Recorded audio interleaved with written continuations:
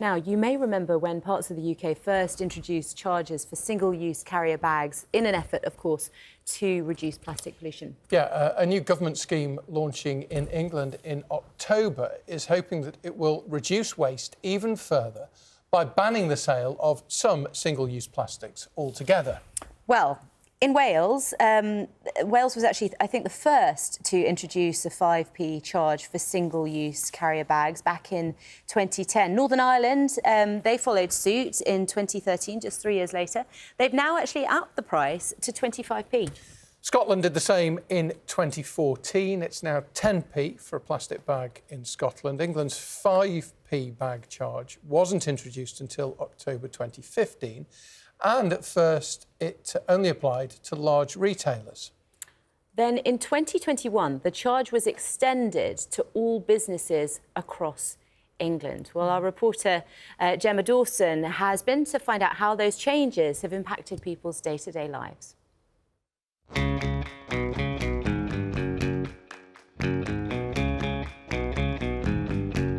When it comes to shopping bags, you either need to bring them from home or buy them. Have you brought your bags with you?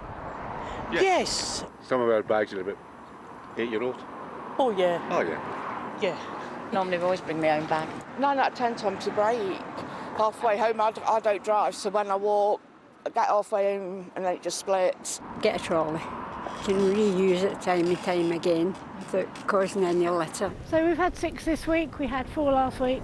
At the seafront, I meet Leanne from the local beach clean-up team. She says the number of plastic bags they're picking up is going down. I think they've dropped over the last couple of years, generally in plastic back, which has been a good thing. They brought in the charges, it has decreased their use and we're finding less. England has become the last part of the UK to introduce a mandatory charge for the use of plastic bags. Since the charge was first introduced, usage has dropped by more than 98% at 7 of the leading supermarket chains, according to new government figures. But environmental campaigners point out the stats don't include bags for life. You're right, packing. They call them bags for life, don't they? But I must have 2 dozen of them in the boot of the car. They should call them bags for the drive home. Back in Sutton-on-Sea, some retailers here are trying to make a difference. At the beach shop, they've stopped giving out plastic bags altogether. To be honest, we've never really been in favour of plastic bags because they blow everywhere and, you know, the beach is literally feet away. But now it's just paper. Generally, they're not the highest amount of the plastic pollution anymore. They were, maybe up to 2 years ago. We had a very big high content of plastic bags, but it has gone down. Leanne now hopes October's ban on single-use items such as plates and cutlery will have similar results. But when it comes to bags, it's better to pack them rather than pay for more. Gemma Dawson, BBC News.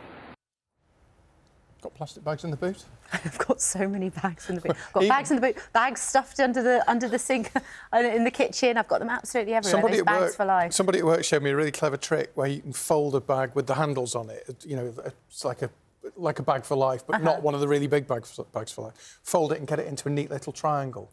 Yeah. And then you can store loads of them. So I've got dozens of them but under the sink. You've got to have a word with yourself, I think, if you're at the stage where you're folding your bags for life. Well, yeah, you've got too many bags, haven't you? Yeah, I think so. And a Life couple choices. Couple under my eyes as well.